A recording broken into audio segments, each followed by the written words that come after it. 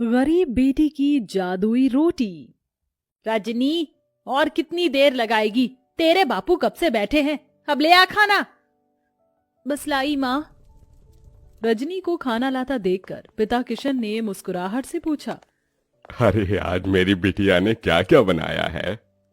बाबा, मैंने आपके लिए भिंडी की भुजिया बनाई है और सूखे आलू भी। फिर तो आज मैं पेट भर कर रोटी खाऊंगा। 2 तरह की सब्जी बनी देखकर ललिता बड़बड़ा उठती है। अरे लड़की, 2 टाइम की सब्जी एक ही बार में क्यों बना दी तूने? एक तो ऐसी तेरे बाबा की कमाई धमाई नहीं है और महंगाई इतनी है। जाने दो ललिता, अब तो बना दिया बिटिया ने। कल को ब्याह कर अपने ससुराल चली जाएगी ना, तो बहुत रोगी तुम। अब गुस्सा थूक दो और बिटिया के हाथों का खाओ। ये लो। किशन जैसे ही खाने का निवाला ललिता को खिलाता है, ललिता का मुंह चढ़ जाता है। आथू! अरे बेलुड़ी, आज फिर तूने रोटी जला दी। अरे तेरे दादा परदादा की आटा चक्की नहीं जो मुफ्त का आटा आता है, दाम देखकर खरीदना पड़ता है। रोज रोज जली रोटी बनाती है। यही हाल रहा तो पता नहीं ससुराल जाएगी तो कैसे बरसेगी।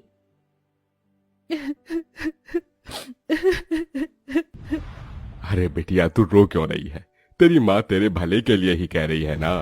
मैं क्या करूं बाबा, मैं इतनी कोशिश करती हूँ गोल रोटी बनाने की, मगर आड़ी टेढ़ी बन जाती है और जैसे जब तवे पर सेकती हूँ तो आँच से जल जाती है। देख रजनी, कल तुझे देखने लड़के वाले आ रहे हैं। अच्छा खासा घर द्वार है उनका। मैं नहीं चाहती कि ये रिश्ता हमारे हाथ से जाए, समझी? अगले दिन सरस्वती अपने परिवार के साथ रजनी को देखने आती है। रजनी नजरें झुकाए हाथों में चाय नाश्ता लिए आती है। जी नमस्ते, लीजिए। भाई वाह, ये समोसे और कचौरी तो बड़ी स्वाद भरी है। ललिता जी, किसने बनाया? जी ये समोसे कचौरी सब बिटिया ने बनाया है। अरे वाह, ये तो सोने पर सुहागा हो गया। रूप की धनी तो है ही, खाना बनाने में तो हलवाई जैसा हाथ पाया है। अब तो आप शहनाई बजाने में देर मत कीजिए। मुझे अपने शुभम के लिए आपकी रजनी पसंद है। लड़के वालों के जाते ही किशन ने कहा, क्या जरूरत थी भाग्यवान उनको झूठ बोलने की, और इससे तो एक रोटी तक नहीं बनती। अगर सच बोल देती ना तो वो लोग रिश्ता तोड़कर चले जाते, और इस तरह से इसका रिश्ता कहीं नहीं लगेगा। सारी जिंदगी कुंवारी बैठी रहेगी। अगर तुम्हारे पास लाखों का दहेज देने को हो तो ढूंढ लो नौकर चाकर वाला घर। अरे शादी के बाद ससुराल जाएगी तो धीरे धीरे सीख जाएगी। थोड़े दिन में रजनी ब्याह कर ससुराल आती है, जहाँ जेठानी चंद्रलेखा हुक्म चलाते हुए बोली, देवरानी जी, तुम पहली रसोई में मटर पनीर की सब्जी, छोले और मीठे में खीर बनाना, और पूरी की जगह पर रोटी बनाना। वो क्या है ना, हम सब रोटी खाने के शौकीन हैं। ये सुनकर गरीब रजनी दुविधा में आ जाती है और जैसे तैसे पहली रसोई की रीत निभाकर सबको परोसती है। रोटी का जला हाल देखकर सरस्वती ने कहा, रजनी बहू, ये कैसी जली पकी रोटी बनाई है? भट्टी में सेक कर लाई है क्या?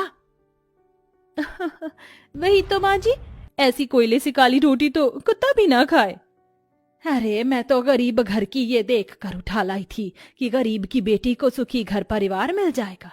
जा चंद्रलेखा बहू, तू रोटी बना ला, क्योंकि इस गरीब की बेटी की तो बस की नहीं है एक रोटी भी बनाना। और तू मेरी गरीब बहू, जा जाकर इस रोटी को बाहर फेंक दे। सास से जली कटी सुनकर रजनी रोटी लेकर बाहर चली आई। मैं इस रोटी को फेंकूंगी नहीं, क्योंकि अन्न की बर्बादी होगी।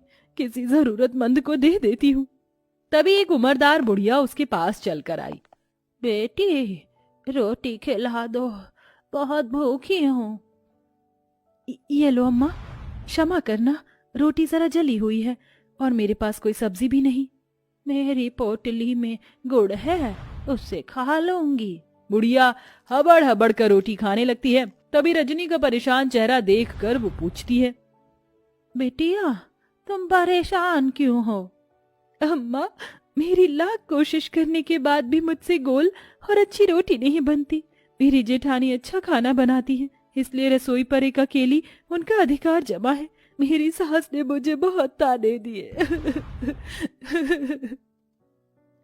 तत्पश्चात बुढ़िया पोटली में से एक तवा उसे देकर बोली, ये लो बेटी, ये जादुई तवा है। इससे अब तुम्हारी सारी परेशानी टल जाएगी। इस तवे पर बनने वाली रोटी जादुई रोटी होगी। धन्यवाद अम्मा। रजनी बुढ़िया का दिया हुआ जादुई तवा घर लेकर आई और अपनी सास से निडर होकर कहा, माँ जी, रात की रसोई मैं पकाऊंगी। इस बार कोई भूल चूक नहीं होगी, वादा करती हूँ। लगता है सवेरे की बेइज्जती से मेरी गरीब देवरानी का मन नहीं भरा, जो फिर जली कच्ची रोटी बनाकर नाक कटवाना चाहती हैं। देवरानी जी को एक मौका दे दीजिए माँ जी। ठीक है, मगर इस बार की रोटी भी तूने जली बुरी बनाई तो मैं तुझे कतई माफ नहीं करूंगी मेरी गरीब बहू। रजनी रसोई में लग जाती है। सब्जी तो बन गई, अब फटाफट से रोटी बनाती हूँ। रजनी जैसे ही चूल्हे पर तवा चढ़ाती, वह खरे सोने के समान चमचमाने लगता है। वह टेढ़ी मेढ़ी रोटी बेलकर तवे पर जैसे ही डालती है, रोटी जादू से एकदम गोल आकार की बन जाती है। अरे वाह, पहली बार मेरी रोटी एकदम गोल और प्यारी बनी है। ऐ मेरी जादुई रोटी, मैं चाहती हूँ कि तुम एकदम फूली बन जाओ। गरीब रजनी के कहते जादुई रोटी फूल कर गोल मटोल हो जाती है। वह सभी को रोटी परोसती है, जिसे खाकर सब दिल खोल कर तारीफ करते हैं। वाह रजनी बहू, तुम्हारी बनाई रोटी में अमृत जैसी मिठास भरी है। सचमुच रजनी, बिना सब्जी के भी रोटी बड़ी स्वाद लग रही है। सच में रजनी बहू, तेरे हाथ की रोटी खाकर तो जी ही नहीं भर रहा। जाने क्या जादूगरी भरी है तेरी इस रोटी में। धन्यवाद माँ जी। रजनी की तरफदारी सुनकर चंद्रलेखा भीतर ही भीतर जल भूल रही थी। सवेरे तो एकदम गुड़गोबर खाना बनाया था इसने, एकदम से ऐसा क्या चमत्कार हो गया जो मेरी गरीब देवरानी इतनी गोल फूली रोटी बना लाई। यूं ही दिन गुजरने लगे। तवे के सहारे रजनी ससुराल वालों को जादुई रोटी बनाकर खिलाती। सभी उससे खुश रहने लगे। एक दिन उसके माता पिता उससे मिलने आए। जी नमस्ते। समधन जी, समधी जी, आप दोनों आइए ना। रजनी बहू, देख तो कौन आया है। अपने गरीब माता पिता को देखकर रजनी की आंखों में आंसू छलक आए। माँ, बाबा, कैसे हैं आप?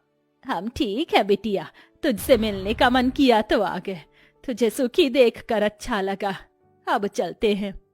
अरे ऐसे कैसे आए हैं, तो अपनी बेटी के हाथों की रोटी खाकर जाइएगा। रजनी रसोई में आकर रोटी बनाने में लग जाती है।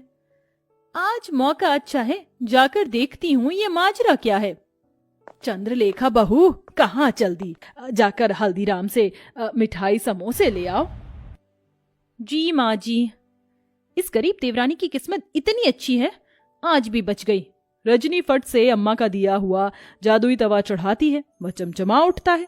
रजनी बेली हुई रोटी तवे पर डालकर कहती है, ऐ मेरी जादुई रोटी, खूब फूलो फलो। ये कहते ही चमत्कार से जादुई रोटी तवे पर फुदक फुदक कर फूल जाती है। तभी माँ ललिता रसोई में आ जाती है। माँ, तुमने मेरी जान निकाल दी। अरे वाह रजनी, तू तो बड़ी अच्छी रोटी बनाने लगी। तभी जादुई रोटी खुद पर इतराई और कहा, वो तो बनी ही थी। हम जादुई रोटी जो है, ये रोटी बोल रही है। हाँ माँ, क्योंकि ये सब जादुई अनोखी रोटी है।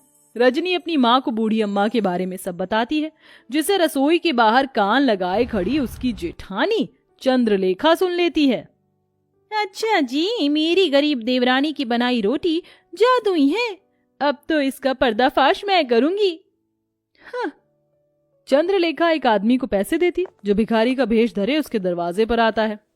बहन, 2 रोटी खिला दो, भूख लगी है, दया करो। रजनी को उस पर दया आ जाती है। ठीक है भैया, जरा देर ठहरो, मैं रोटी लाती हूँ। रजनी रसोई में आकर रोटी बनाती है। जल्दी जल्दी से रोटी बेलकर तवे पर डालती हूँ। वो बेचारा भिखारी कितना भूखा था। चलो मेरे प्यारे तवे, जल्दी से मुझे जादुई रोटी बनाकर दे दो। इतने में चंद्रलेखा सरस्वती को लेकर रसोई में आ जाती है, जहाँ बेलन खुद ही चल रहा था और जादुई रोटी अपने आप ही बन रही थी। देखा सासू माँ, मेरी ये गरीब देवरानी जादूगरी जानती है। पता नहीं क्या टोना टोटका कर रही है, जो रोटी खुद ही बन रही है। नहीं नहीं माँ जी, जेठानी जी मुझ पर झूठा दोष लगा रही है, ये सच नहीं है। अरे मैं जो आंखों देखी देखूंगी उसे ही तो सच मानूंगी ना। रजनी बहू, तू डायन तो नहीं?